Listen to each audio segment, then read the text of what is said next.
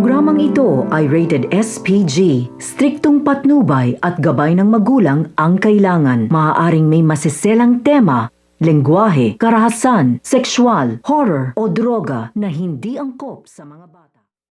Tuloy na nga ito nga si Annalyn sa US dahil na nga rin sa tulungan nito ni Doc Benitez at naibigay niya na nga na tuluyan ng passport at visa nga nito.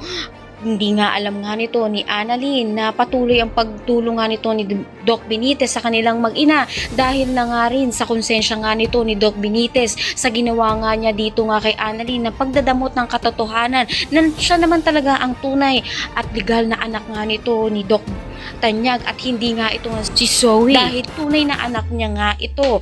Kaya naman tuloy-tuloy lang ang kanyang pagtulong dito upang sa gayon nga matapalan nga ang kasamaang ginawa nga niya dito sa pangunguntsaba nga niya dito nga kay Moira at kay Zoe na itago ang katotohanan na nalalaman nga niya. Sa kabilang banda naman nga nalaman naman ito nila Moira na paparating na nga itong si Annalyn sa US kaya naman kikilos na naman nga sila upang makagawa ng paraan at hindi magkita ang mag-ama at ilipat na nga agad ito nga si Doc Tanyag sa ibang ospital.